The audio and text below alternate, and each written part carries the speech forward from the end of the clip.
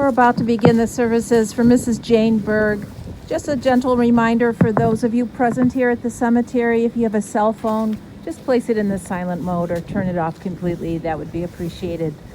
We also want to welcome all of you that have signed in online.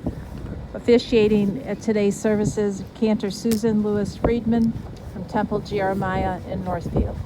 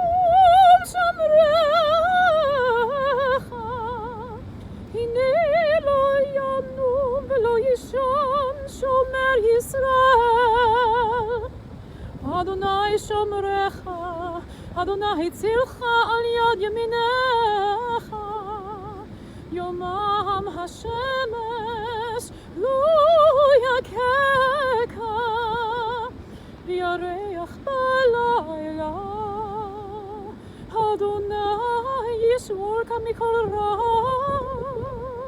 Yishmor et nafshecha Adonai yishmor tzedcha uvecha Me'ata ve'ad olam.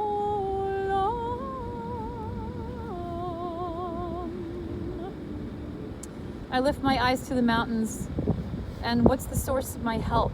My help comes from God, maker of heaven and earth. God will not let your foot give way, your protector will not slumber. See, the protector of Israel neither slumbers nor sleeps. God is your protection and God is your guardian. At your right hand, the sun will not strike you by day, nor the moon by night. God will guard you from all harm, and God will guard your soul, your going and your coming, now and forever. Dear God, we pray that you will be with the Berg family as we celebrate the life of our beloved Jane. We celebrate this week's Torah portion with the book of Beshalach. As the Israelites cross the Red Sea, we all are crossing into this new journey, this new life, without our beloved Jane. But Jane reminds us of Miriam, the heroine of the story. She endured so much. Miriam watched as the little basket where Moses, her brother, went to safety, to the safety of the Pharaoh's daughter. Just like Jane watched to the safety of all of her family and was there for them, never said no to them. We'd like at this time to invite Susan to come and say some words about her beloved mother-in-law.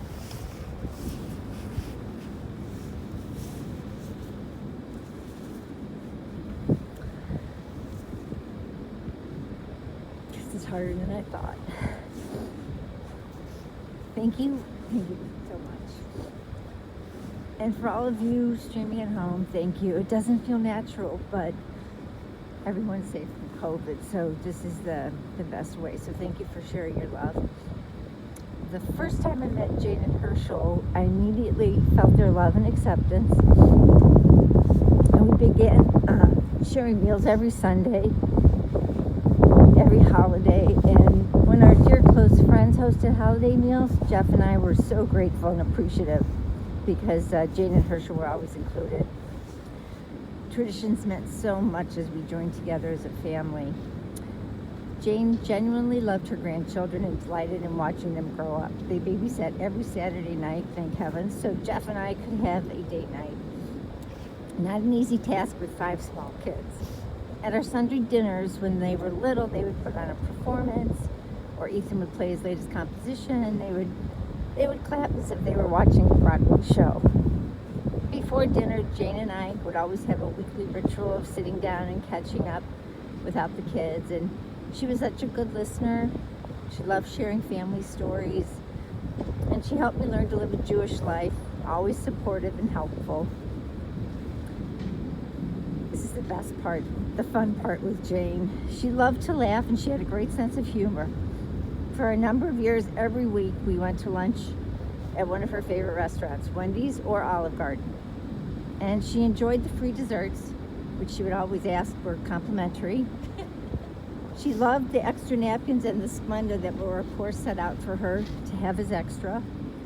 She loved that almost as much as the meal, and sometimes more than the meal. And our trips to Jewel, the bank, the hair, the doctor appointments were always an adventure. Sometimes I was brought back in time. When we would go to the bank to cash a check or deposit a check, we would have an appointment with the banker where she had a favorite banker, Sue, and we would wait maybe 20, 30 minutes to sit with Sue so Jane could cash her check.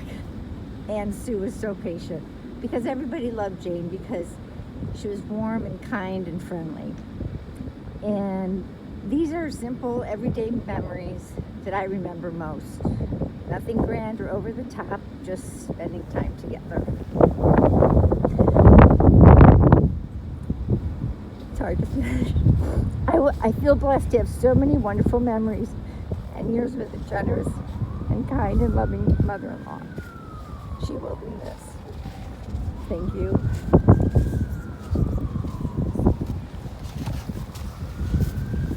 And I'd like to invite Jeff to speak.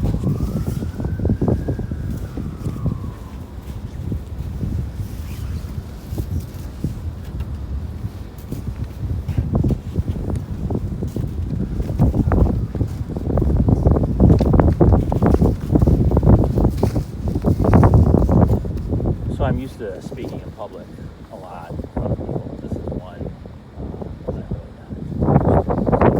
First of all, thank you for such memories of my mom. A special thank you to Cantor Friedman for being here and kind words. And to you, everyone who's participating in the service today for my mom. I know it's a little odd with COVID-19, but we're glad that you could join us in celebrating her memories. It's very difficult to summarize a lifetime in a few words, so I'm just going to give a brief biography and some color comments. Jane was born in DeKalb, Illinois in 1931 and was the only child of Louis Cohn and Shirley Gordon Cohn. But Jane was not her birth name, at least not her first name. It was Lorelei, and Jane was her middle name. Now, just imagine being in rural Illinois in the mid-1930s as part of one of the only Jewish families and starting kindergarten and not speaking English very well. I'm sure you're thinking, wait, what? It turns out her first language was Yiddish, not English, because that's what they spoke at home. And the fact that your name is Lorelei, which is a beautiful name, but wasn't, but the band Styx didn't have their hit until 1976, you can imagine it was pretty tough. So she went by Jane to sort of fit in. She never spoke with any kind of accent, a Yiddish accent, but her Yiddish was flawless, as was my dad's. And she spoke to her father, Louis Cohn, almost exclusively in Yiddish. And of course, I never learned Yiddish because that was the dad that she and my mom used when she and my dad used when they didn't want me to understand what was going on. So my mom and grandparents moved to Chicago in the late 1940s and early 50s, and she worked at Kiwanis International at the time she met my dad. And Jane and Herschel were married in 1952 and moved into an apartment on Cornelia Avenue near Wrigley Field, which was owned by her uncle, Benny. Now, the apartment on Cornelia was also my first home, and it's ironic, as a hardcore White Sox fan, I spent the first years of my life in the shadow of Wrigley. You all know that I was an only child, but that wasn't my parents' intention. Before I was born, my mother had a pregnancy that unfortunately ended in a stillbirth, and I can't imagine the burden that my parents had and the profound effect. They never discussed it, so I don't know anything about it. A relative must have told me about it. But when I was somewhere between 2 and 4 years old, my mom became pregnant again. And unfortunately, this time she suffered a tubal pregnancy and had to be hospitalized. And so it was just me. We moved to Albany Park when I was still pretty young and lived on the first floor of a pretty large house on Albany Avenue. And my mom wasn't working outside the home, but she did something she loved and was incredibly good at, and that was cooking. My mom was a fantastic cook. Not the intuitive cook. Hope that makes sense. She had an idea in her head and made it come to life, and it was always delicious. If you ask my cousin Arthur, he will tell you that the fudge she made is one of his fondest childhood memories. And whether by nature or nurture, my love for food certainly comes from my mom. When I was 8, we moved to an apartment on Berwyn Avenue in Budlong Woods, now called Lincoln Square. And my mom lived in that apartment for 50 years. Pretty remarkable. In about 1968, she decided that she needed to go to work to help pay for my bar mitzvah, which was in 71. So she began a long and glorious career as a top sales associate at Marshall Field's, 4th floor infants wear. She took the L, either the Ravenswood, now called the Brown Line, or the Howard Englewood, now called the Red Line, 5 days a week downtown, and stood all day selling. Now you may remember that Fields was a higher end store in the 70s, 80s, and she loved selling. And it wasn't so much the money that she got from selling, while she was always the top of the sales folks there. It was really her love for interacting with people that made her special. And we all have some funny stories about how judgy she would act in later life about trivial things. But when it came to important things, such as race, religion, or sexual orientation, she was absolutely accepting and way ahead of her time. And I have a lot of fond memories of going downtown and visiting her at Fields.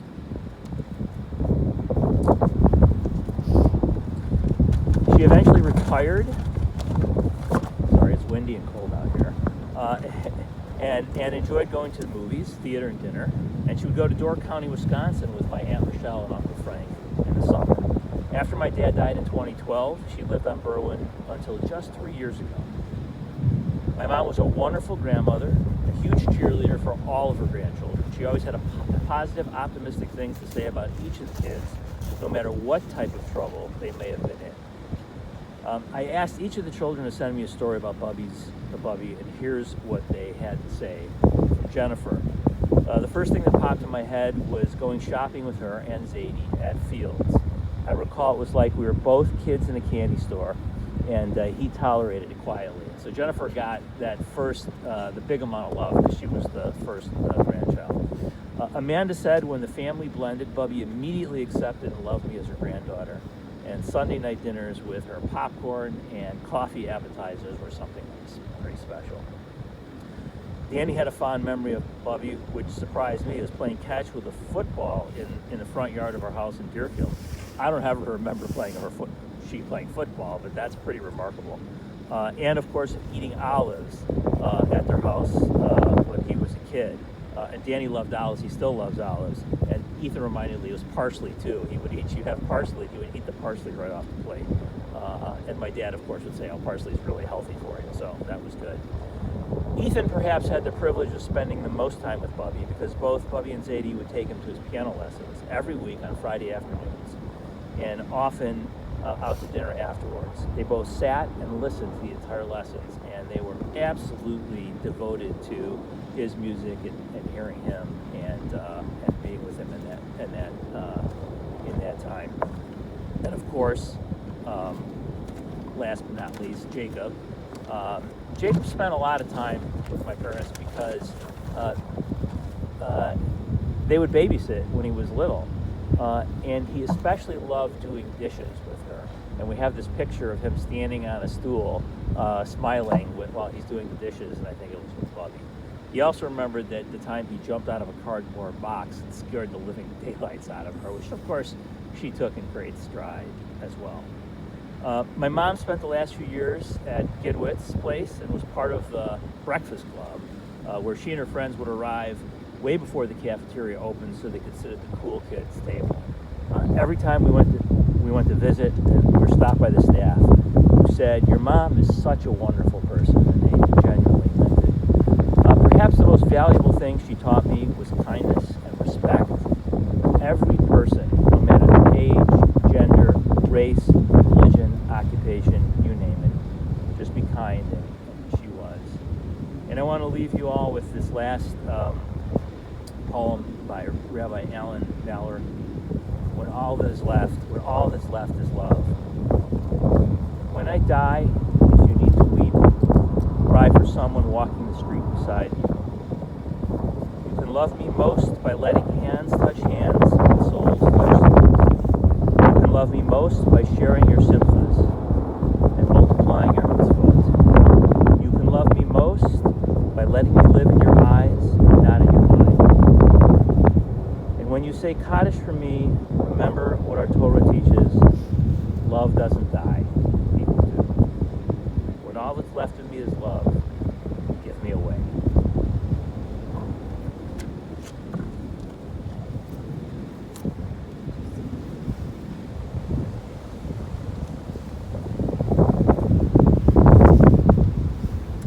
Thank you both so much for those gorgeous words.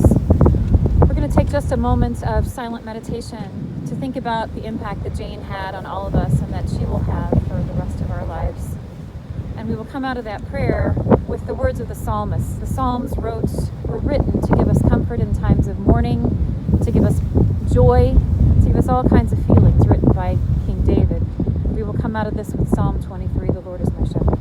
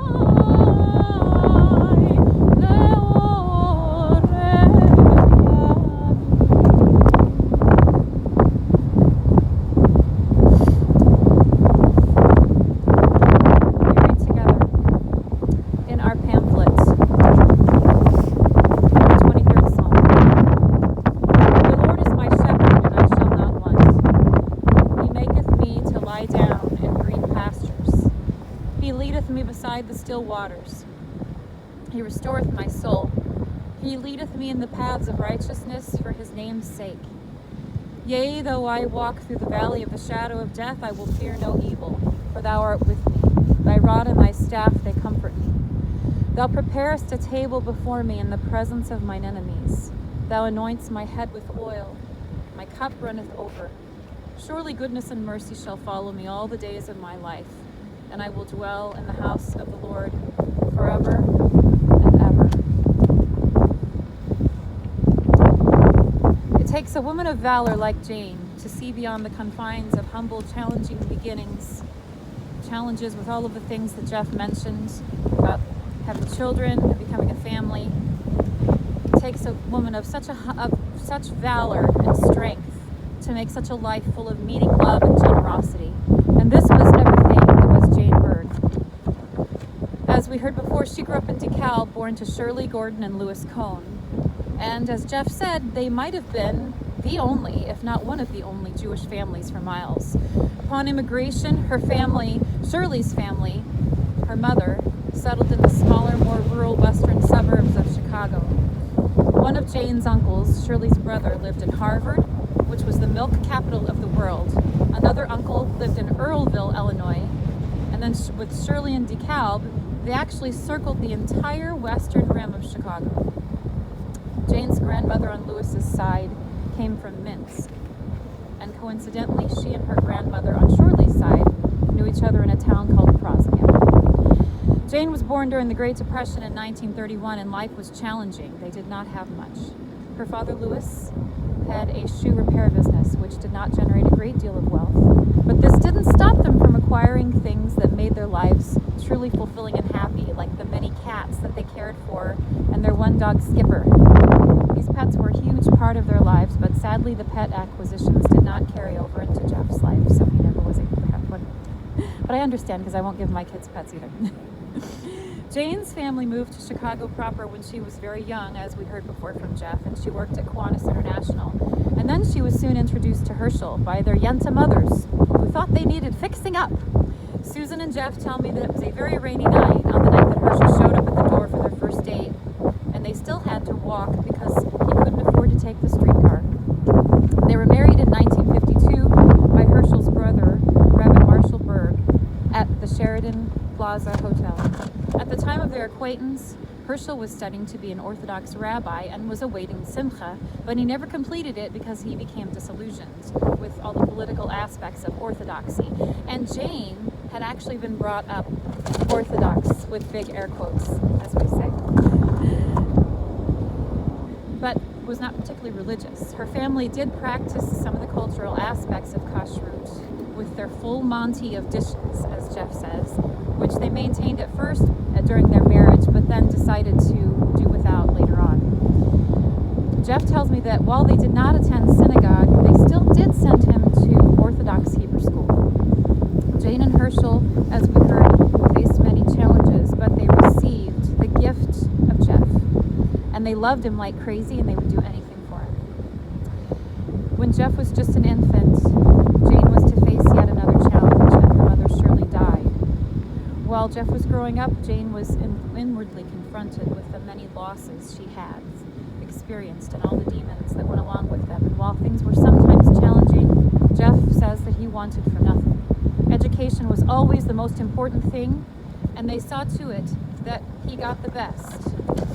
Not only was she a wonderful salesperson on the 4th floor of Marshall Fields in infants wear, but she also, I thought this was so incredible, she was a salesperson to Governor Jim Thompson's wife. She was totally beloved, and she always got to work independently without ever having driven a car. Jeff remembers these times that he went down to see her at Christmas time so fondly, and he loved Tuesdays, his favorite day of the week, because he would come home from school to wonderful, amazing smells of her having been cooking all day long. Jane was a rock star grandmother. She was always there for Susan and Jeff, particularly when she was younger. She never ever said no to them. She and Herschel, who did all the driving, as we heard earlier from Jeff, took Ethan to all of his piano lessons. And I am certainly grateful, because Ethan is such a wonderful clarinet player that I work with a lot. So I'm very grateful to them for those lessons. Susan says that if one word could describe her, it would be generous. It was easy to see how generosity could go both ways. It's only natural to think that your favorite restaurant establishment, like Susan mentioned, would at least be as generous as you are, especially with things like the straws and the napkins and the condiments. But one day, the owners actually had to tell them, hey, you need to put those back. You can't take those. Susan always remembers and always will remember those wonderful times together, those lunches and shopping. Jane always had a smile, a sense of humor, and believed that it costs nothing to smile. Her smile will be forever etched onto the hearts of those who loved her so much. She had a lot of seichel, which is strength and valor. She will be missed, and her memory will live on in the generosity that she bestowed upon her family. Zichronah livracha, may her memory always be praised. Is this the little girl I carry? Is this the little boy at play? I don't remember growing older. When did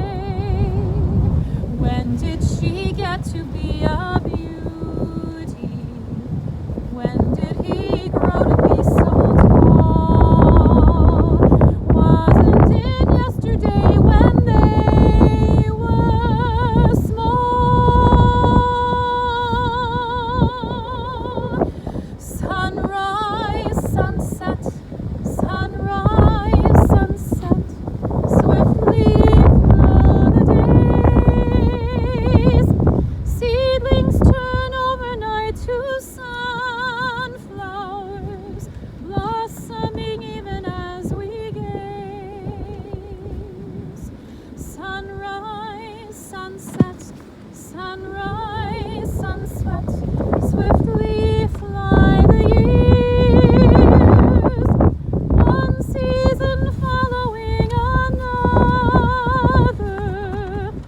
laden with happiness and tears.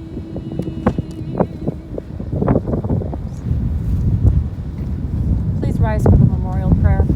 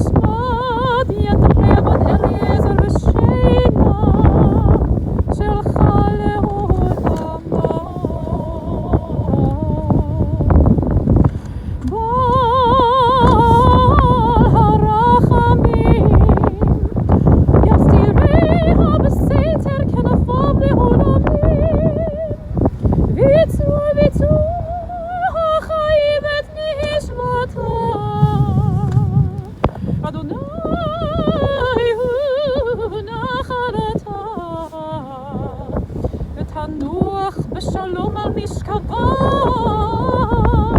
ונאמר אמן.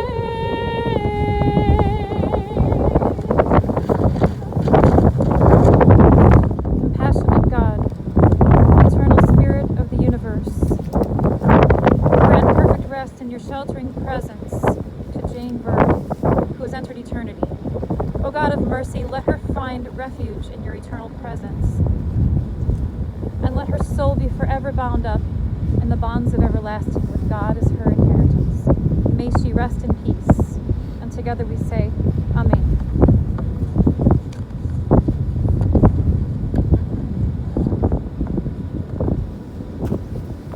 A voice says, cry out. And I say, what shall I cry? All flesh is grass, and all the beauty is like the flower of the field. The grass withers and the flower fades, when a wind of God blows upon it.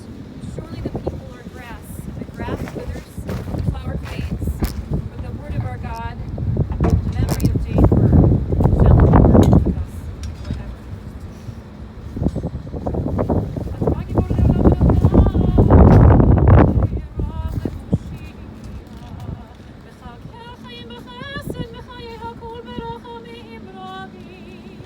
סומך נופלים ברופך עולים ומתיר אסורים